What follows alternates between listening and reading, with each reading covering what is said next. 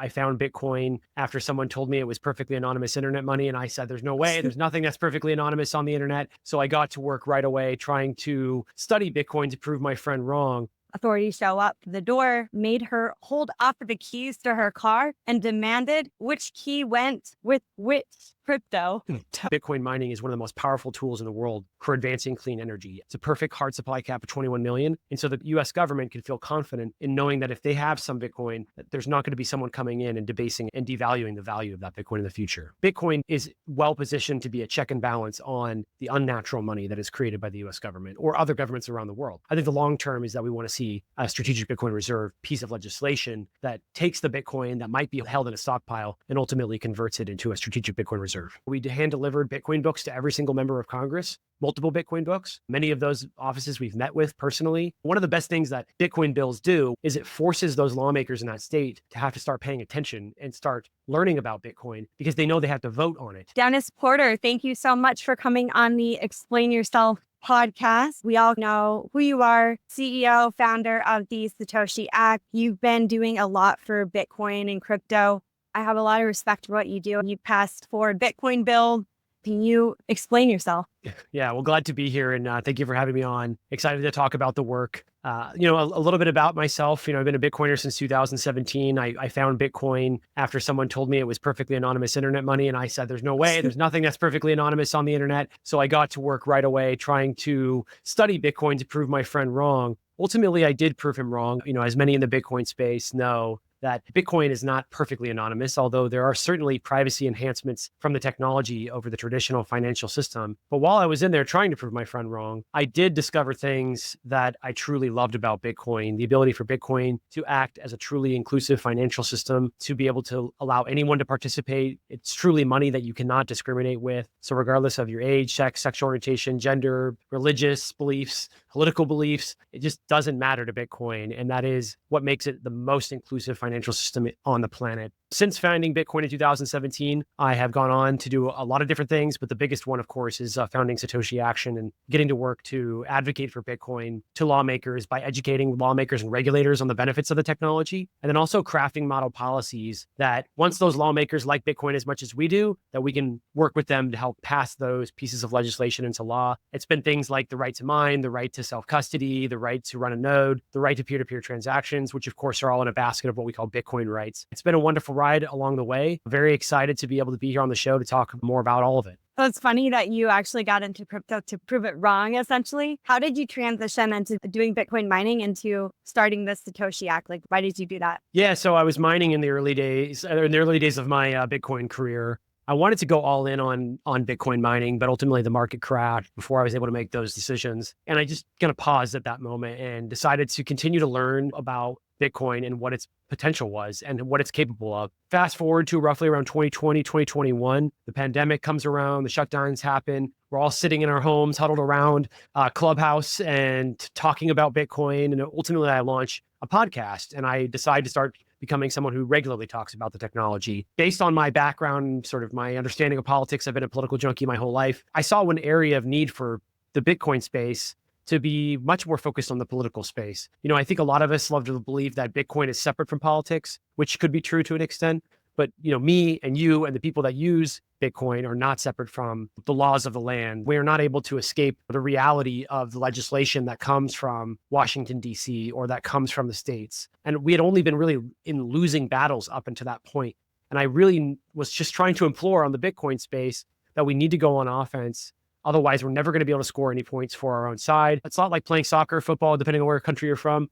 But if you just sit there and you guard the goal the whole time, then you might not have very many points scored against you, but you're also never going to score any points for yourself, and you're never going to win the game. You're never going to win a match. So I've pushed hard to say that we need to do these things. We need to go on offense. Eventually, I realized that no one was quite doing it the way I thought it needed to be done, and ultimately decided to launch Satoshi Action in June of 2022 to go out and to enact that mission and that vision of making the United States the best place in the world for Bitcoin and Bitcoin mining, and to educate lawmakers and regulators on why this technology is something that we absolutely must be adopting. So that's like dealing with a lot of red tape. I used to work on Capitol Hill. I also worked for the ambassador to Copenhagen when I lived there. When you speak to a law or a policymaker, you have 2 minutes to get them on board? How customized is this pitch? What do you do? Yeah. I mean, it really just depends who you're talking to, right? Any good salesperson will say that you need to know your audience and you need to know who you're speaking to and what their interests are. And that's very important for Bitcoin because talking to, let's just say, for example, when you talk to a Democrat, it's going to be very different from how you talk to a Republican. In both situations, there's a lot of crossover between what is valuable for Bitcoin. But it's that nitty gritty of how you talk about it. Like, let's take Bitcoin mining as an example. When you're talking about Bitcoin mining to Republicans, you talk about how it's very pro energy. You talk about how you can balance the grid. And with Democrats in particular, you're going to want to share the story of how Bitcoin mining is one of the most powerful tools in the world for advancing clean energy. I mean, we've done the research. We've proven this is true. There's also companies that have gone along to also participate in Bitcoin mining in a way that is in alignment with that research and in alignment with that statement that Bitcoin mining is a powerful tool for wind and solar and for clean energy, particularly wind and solar, though. I mean, wind and solar have this really bad problem. And listen, I'm pro wind and solar. I love clean energy, but they have this very big problem where they can't get their energy to market because they have to be placed in very specific geographic regions. You have to go where the sun is bright. You got to go where the wind is strong. You can't just place it in the middle of nowhere where there's no sun, there's no wind for wind and solar farms. And that oftentimes means that those wind and solar farms are far away from where the power is being sold. Here in my home state of Oregon, we have a ton of wind farms along the gorge. It's miles and miles and miles away from where a lot of people end up buying power. And so they have to transport that power very large distances over what are called high voltage transmission lines. Well, those transmission lines are extremely expensive and time consuming to build. And so what happens is you get these wind and solar farms built and they're waiting and waiting and waiting for these high voltage transmission lines to be built so that they can sell power into the market. And while they're sitting there, they're wasting potential energy. Because wind and solar, one of the great things about it is it has the ability to make the energy whether you feed it a fuel or not. It doesn't have a fuel source like gas or coal or even nuclear. And so you don't have to feed it any sort of energy source. It's just going to have the potential to make energy. When the wind is blowing, there's energy to be harvested. But if there's no one there to buy it, that's technically considered wasted energy. And there's a term for it in the wind and solar space. It's called curtailment. There is so much curtailment taking place across the world, it would blow your mind. Just in the state of California alone, they are curtailing or on track to curtail more energy than the bottom 36 nations combined. They're going to do that by 2030. So it's this massive amount of energy going to waste. Those wind and solar farms are not getting the money that they should be getting for their projects. They're not generating as much revenue as they could. And that's actually bad for them and it's bad for ratepayers too. I don't want to get into the technical details of how and why, just to keep it short and simple here.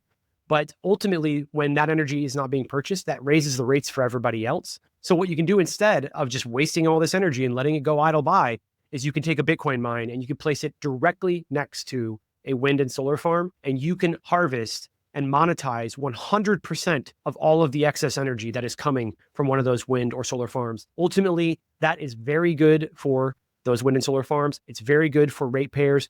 It's also really good for the Bitcoin network as well. What are some of the most strangest objections that you've heard before? What is that strange internet money? I think there's less of that now. What do you hear when you're talking to a senator? I mean, it's always stuff that we've heard a million times before, and it's usually just based around misinformation or misunderstanding of the technology. The most often one I hear commonly is that Bitcoin is used for criminal activity or nefarious activity. And it couldn't be further from the truth because Bitcoin leaves behind what I call a forensic trail. Every transaction, everything that you do. And so if you're in the business of nefarious activity, it's the absolute worst money to use. In fact, a lot of criminal rings and a lot of terrorist groups have been taken down because of the fact that they were using Bitcoin or some other digital currency. And they thought, oh, this is easy to use, but they didn't remember that it's very traceable, trackable, and auditable, ultimately putting them in a very vulnerable position to be discovered by law enforcement. So that is a big one that I think that people really misunderstand. They commonly say that Bitcoin is being used for criminal activity. It is quite the opposite of that. President has created a working group to study the creation of strategic Bitcoin and digital asset Stockpile. What does that look like? We're definitely interested in staying engaged with them and having the conversations about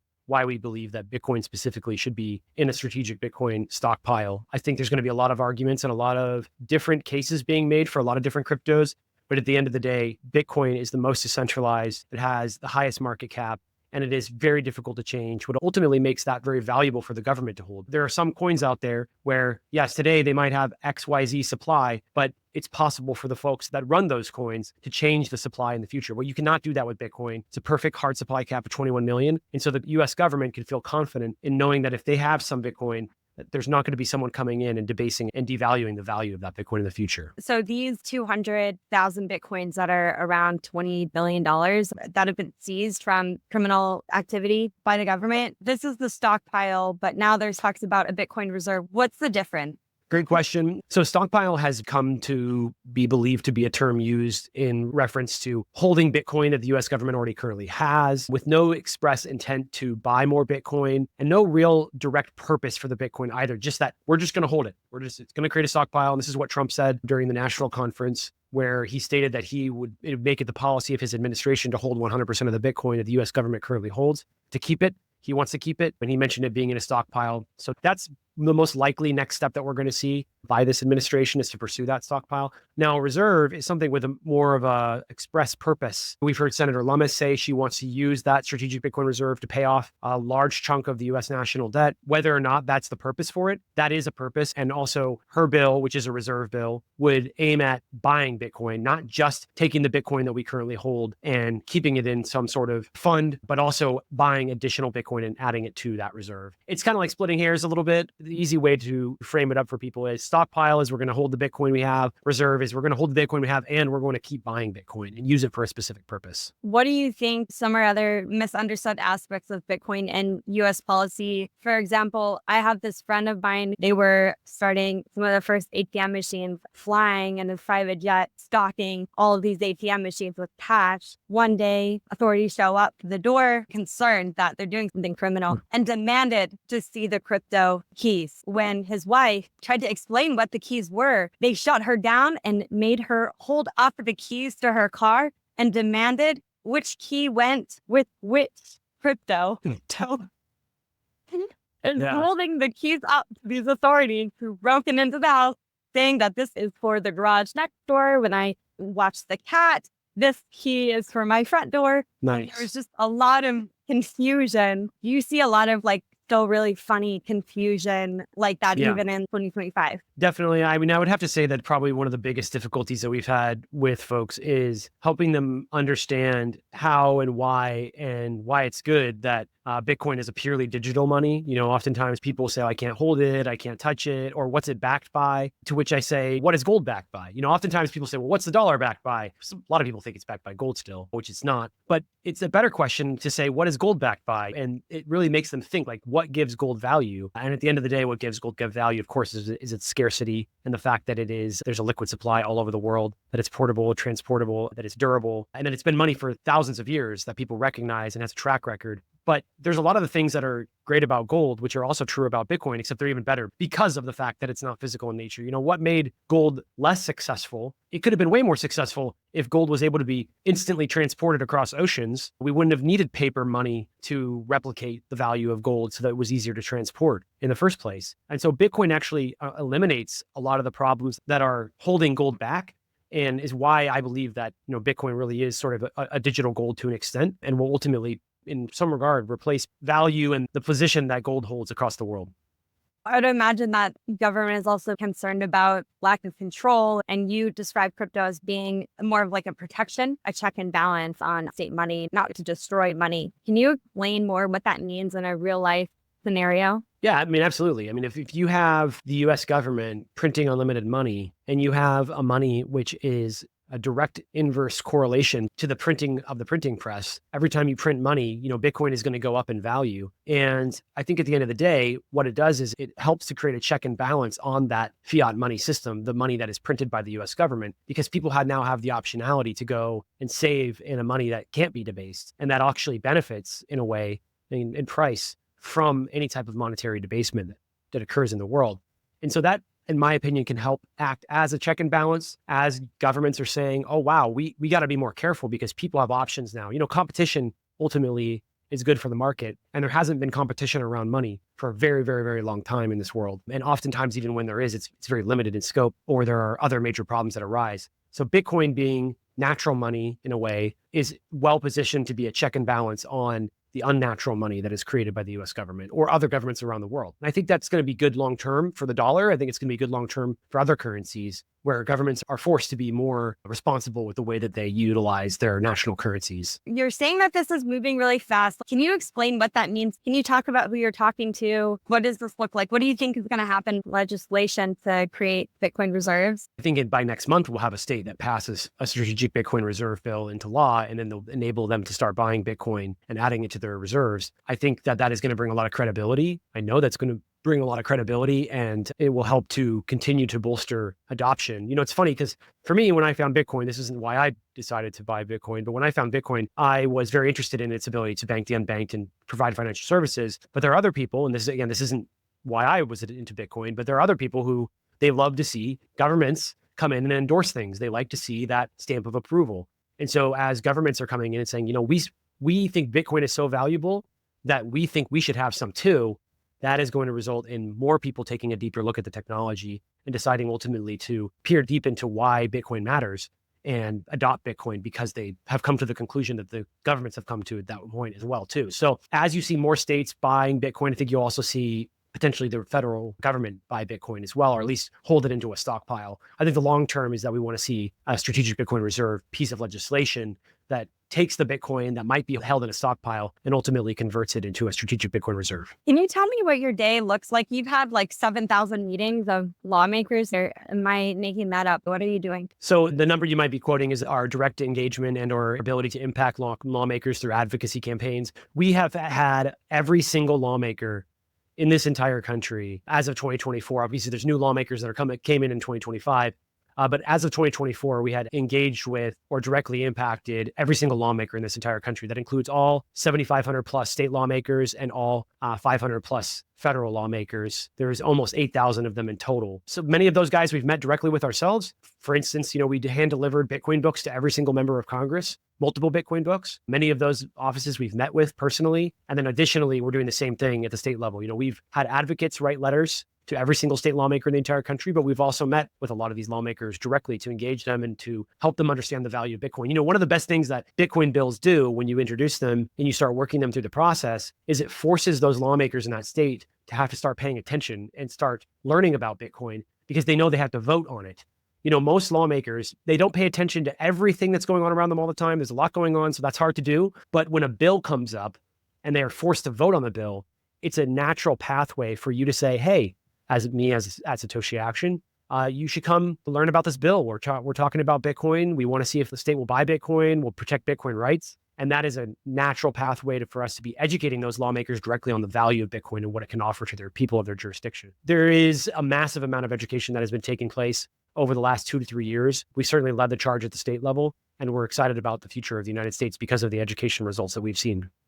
Early adopters were more libertarian, conservatives. What do you think the percentage is now? If you're talking about lawmakers, then Republicans are definitely leading that conversation. If you're talking about people who are buying Bitcoin, and there's varying reports out there, but there are some studies that have been done that show there's very equal distribution across the political spectrum for who is buying Bitcoin and who holds Bitcoin. So I couldn't say that I think that's going to change much because I do think that Bitcoin and really digital assets writ large, but specifically Bitcoin, is a very nonpartisan or bipartisan technology that anybody can get behind. You have Republicans who are going to like it for freedom money. They're going to like it for small government.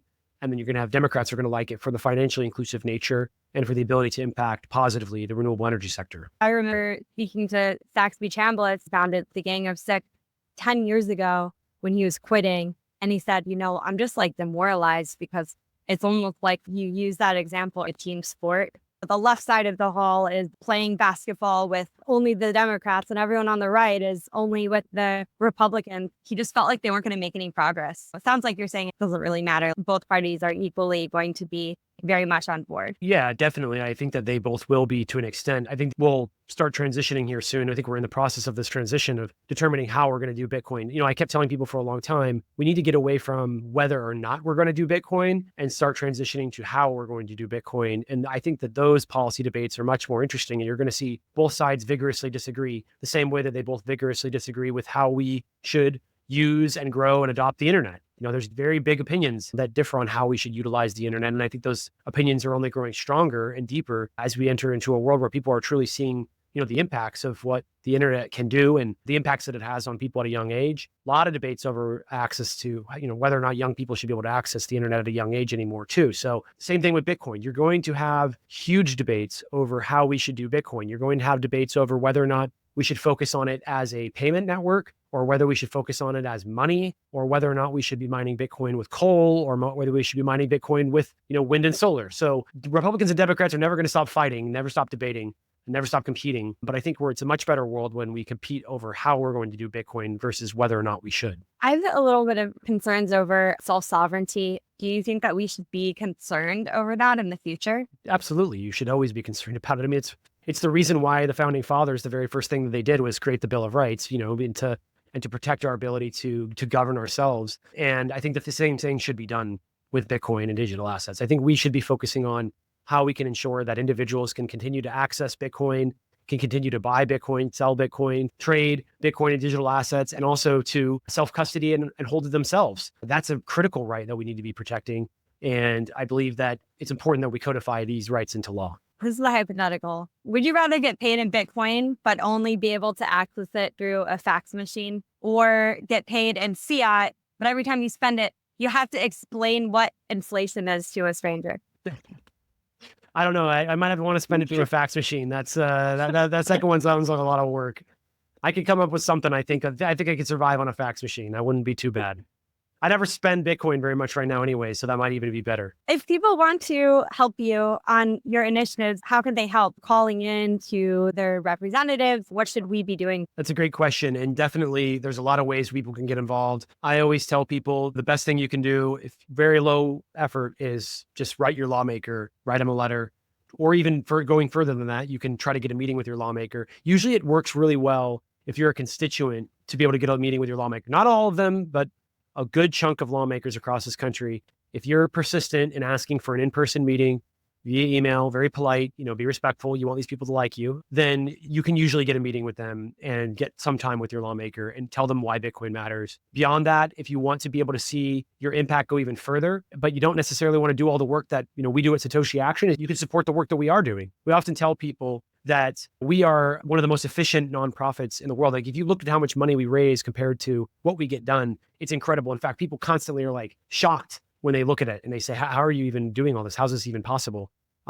Ultimately, it comes down to the power of our team. We have an incredible team that works very hard, very dedicated, cares a lot about these issues, and actually knows how to get things done, which is important, because you can have thoughts and you can have ideas about what you want to do, but you really need to know how to do it and how to get it across the finish line. And we have some of the best in the world on our team that do that. And they're willing to work at this job, which is, of course, you could go take a Wall Street job and probably make 10x more money. But the people that at Satoshi Action deeply care about advancing Bitcoin and making sure the United States is a leader on this technology for generations to come.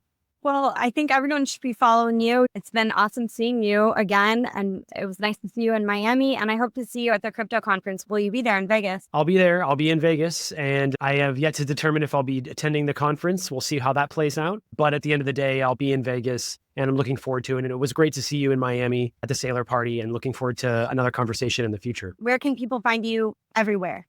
Email us. You can email us at help@satoshiaction.io. You can find me on Twitter. It's Dennis_Porter_. That's where I spend most of my time. And then also our handle for Satoshi Action is Satoshi Act Fund. But we're all over social media. We're all over Twitter, particularly. That's where we spend most of our time. I always read my DMs. I can't answer all of them, so I apologize. But I try to read all of them at least and respond to the ones that I think are relevant. Thanks so much, Dennis. Thank you.